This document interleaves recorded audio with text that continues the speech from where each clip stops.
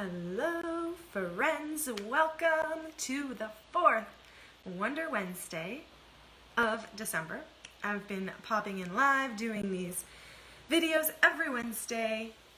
This is the fourth week. I am super excited to be here. December 30th, we have one more day to go in 2020, before entering 2021. And this is such an important time. I am super intentional this time of year, as I usually am. And that is exactly what I want to talk to you about today, getting really intentional with how you finish off the year and how you transition and move into the new year. So if you are watching live, please say hello. Let me know that you are here. Welcome. Thank you for being here. If you are watching the replay, if you're catching this after the fact, then please say hello. Let me know that you're watching. And as always, if you have comments, if you have questions, this is a place to engage, to have conversation. So let me know what your thoughts are. So, Wonder Wednesday call coming in. That doesn't work very well. Wonder Wednesday is all about getting really curious and getting really intentional with your emotions, with the energy that you're playing with who you're showing up as. And the importance of this conversation is heightened as we are closing out a year and entering a new one. Now, so many people wait for January 1st, January 2nd, January 3rd, and so on, to plan out what is this year going to be all about, to get intentional. And if you are goal-oriented, if you are in a position where you like to set New Year's resolutions, if you like to think about, where am I going, what am I doing, and set goals or outcomes in those areas, then you likely set New Year's resolutions for yourselves. You likely set goals. You likely, have a thought process to where am I going? What am I dreaming of this year? Maybe you make a vision board, all of those things. But oftentimes we wait until the new year to start doing that. We wait until January and we say, okay, this is going to be my year. This is the year for me to do whatever. This is the year that I'm going to achieve. This is the year. This is my year. I'm going to do this. And how many of us did this in 2020? Right? We came into 2020 like, ooh, this is going to be my year. This will be the year of all years. And what happened? I don't think 2020 went the way anybody expected. I don't think 2020 had in store what anybody was planning for. I don't know anyone who was planning for a global pandemic, right? However, there was a lot did happen. There was a lot that came through in 2020, whether we were expecting it or not, whether we were planning for it or not, that has prepared you for where you're about to go next. That has shown up in some level, helping you to see what you needed, helping you to see what you wanted more of, helping you to get really clear on where it is that you're going, what you want, what you need, what's working for you or what's not. So a lot has come out of this year in terms of learning, in terms of awareness, in terms of you knowing what is best for you moving forward, what you need for you to get where you want to go, to be who you want to be. Now, I've talked in previous videos about the biggest tragedy of 2020. For me personally, I believe the biggest tragedy would be for us to go through this massive transition year with so much change, so much awareness, so much understanding, and to just go back to the way things were. That would be the biggest tragedy of all. This has not happened for no reason. We haven't gone through this much uncertainty, this much chaos, this much change and transition for no reason at all. It's happened for a purpose. It's happened to show you what you need for yourself, what you believe in, what you want more of, what works for you and what doesn't work for you. And the same for me. So I believe it's really important to take a look at this year that we're now closing out and keep the lessons, keep the learnings, keep the gratitude, keep the momentum, keep what is working for you. And to get really intentional with what you needed to learn. And through the difficult times that we've experienced in 2020, what those learnings were that will continue to help fuel you moving forward, regardless of what 2021 has in store. We don't know what the next year is going to hold. We have no idea. If we didn't know that what 2020 was going to have in store for us, that's a great reminder that we also have no idea what 2021 is going to look like. But you can get really intentional with what you want it to mean for you, what you want it to look like, the outcomes that you have in store, have in mind for yourself. How do you want to grow through this next year? If you were to set your New Year's resolutions, if you were to set your goals, if you were to set the outcomes that you want, and you look forward 1 year from now, when it's the end of 2021, what do you want to be looking back at? What do you want to be reminiscing on? What memories do you want to have made? And what celebrations do you want to have at the end of this next year? Now, we can wait until January to set those resolutions and those goals and those outcomes, but here's the thing. When you walk into a new year already in that energy, already in the state and the emotions that you want to carry through the next year, when you start being that now and you walk into the new year already in that state, then you're getting really intentional with, this is how I want 2021 to go. This is who I am choosing to be for this next year. So don't wait for January to come. Don't set a date on the calendar out in the future, out in the new year, where you say, oh yeah, this is the day that I'm going to get to work. This is the day where I'm going to set my intentions. This is the day where I'm going to determine my resolutions and everything that I'm going to be. And then that day comes and it's like, ooh, I didn't feel like it today. Or, oh, I'm not feeling so great today. Or, oh, this other thing's happening. And the kids are home and there's virtual school and there's bad weather days and there's this and that. And there is only now. There is only today. The past is done. The future hasn't happened yet.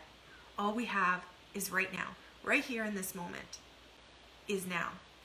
And it's the present and it's a gift.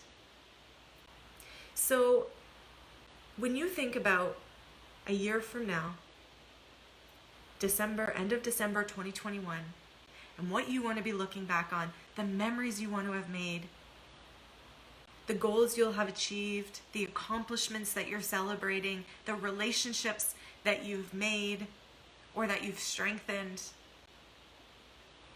Who are you being as that person?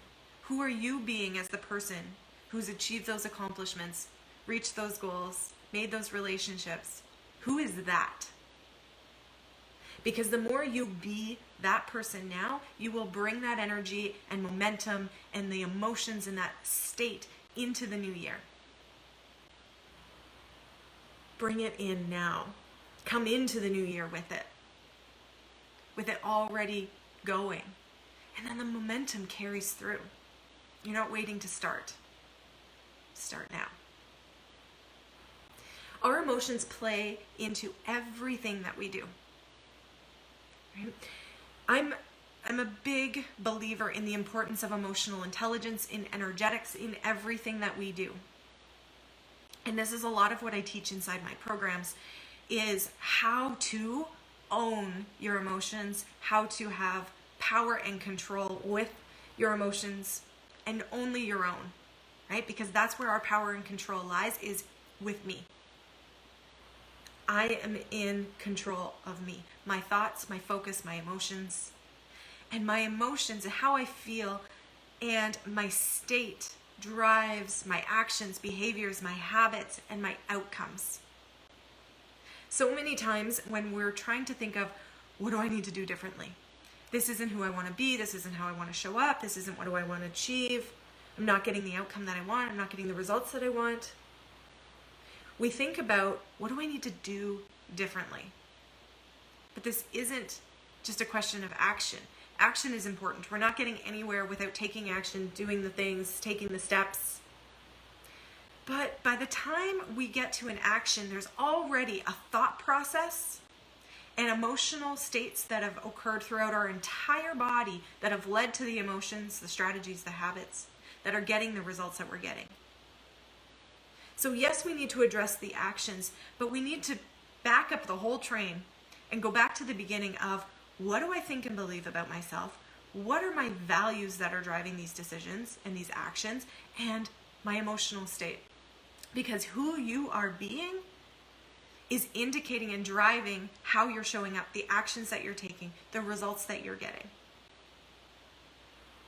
So emotional intelligence plays such a big part of setting your intentions, your goals, your direction, knowing what you want to achieve.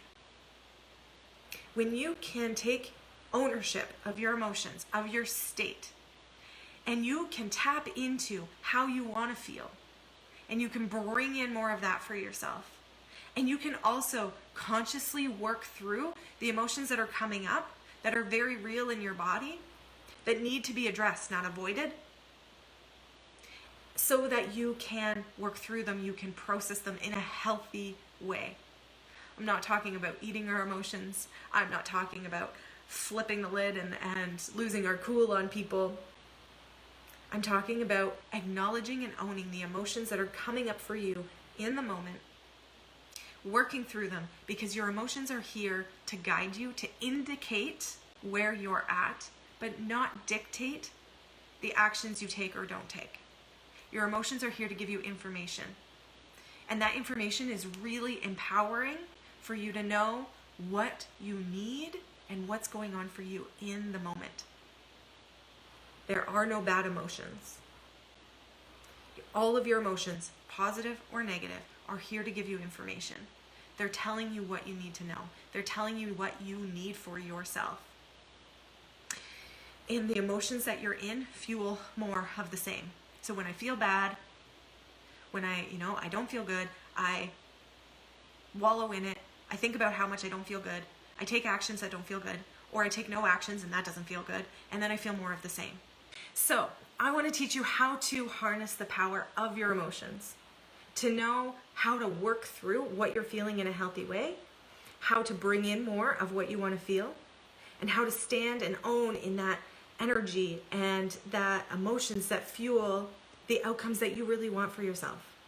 How to create more of the impact that you want to create by building your emotional intelligence and knowing how to work through whatever's coming up, how to release what's no longer serving you and bring in more of what's going to fuel your growth, personal and professional, to do what you want to do in your life, to create more of what you want to create for yourself. Relationships are a big part of this. Career and business is a huge part of this. Being able to see yourself for the magnificence that's in you, for the gifts and the potential that you have, and being able to share that with those around you as well. And so everything that I teach inside of my programs, everything that I stand for and believe in, is about consistently growing who you are and who you're showing up as, regardless of the context of the situation that you're in.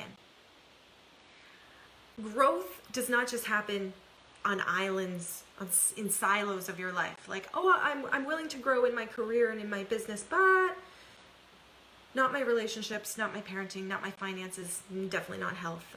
I just wanna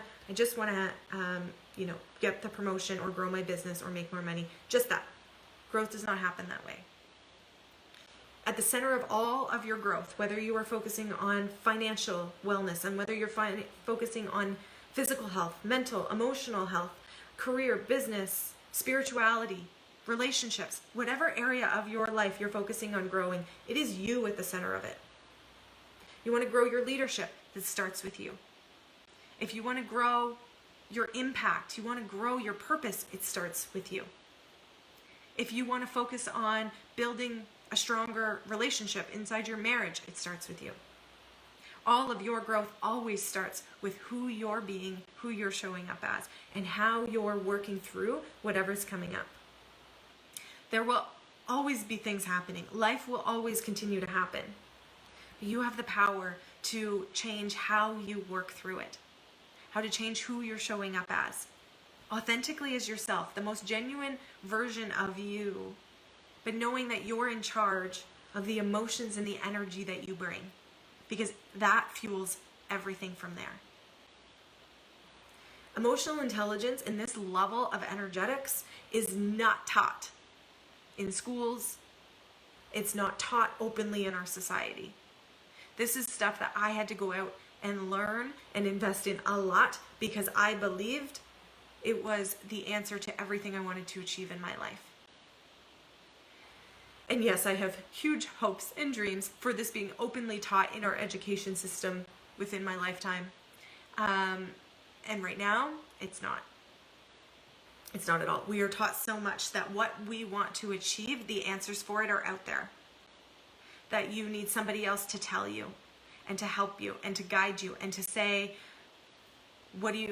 here's the answer. Where do you want to go? Okay, then do these steps, follow these actions, do these things, and there you go. Right? You want a successful career, then go to school, get good grades, make the connections, get a job, get experience, check all the boxes, and then hope for the best. And hopefully you'll get the job you want and work really hard and do well there and make good connections and repeat the whole cycle and get the promotion, and you'll just keep climbing the ladder. That is what I believed. That is what I went and attempted to do and got there and then went, why aren't I happy with this? Why do I not feel fulfilled? I did all the right things. I checked all the right boxes. I did everything I thought I was supposed to do. It feels like something's missing. I don't know what. Right? That's because your answers are not out there. It's not for anybody else to tell you what to do, what actions to take, what direction to go in, what you're meant to do with your life, the impact you're meant to have. Lead with desire. Your desire comes from you. It's in your heart. It's in your gut. It's part of you. What do you want for yourself?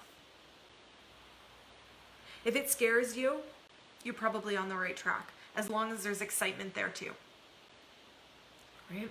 That usually means you're playing big. But the answers for what you desire and how you're going to get there are not outside of you. They are within. They are part of you. And then there's a whole other level of emotional intelligence that has to happen for you to say, I am willing to own that this is what I want. That this is the life I want to create for myself. I am willing to stand in that regardless of what other people think. Regardless of the fear of what if it doesn't work out? What if it doesn't happen? What if I'm not good enough? What if I can't do it? What if people think I'm crazy? What if they judge me? Because that's going to happen no matter what. If you are playing big, if you are really truly following your desires and creating what you're going to create, you're going to hit up against those things. This isn't about being willing to go after your dreams as a fearless person. I don't believe in fearless. I don't believe in fearless at all. I believe in action in spite of fear. That is courage.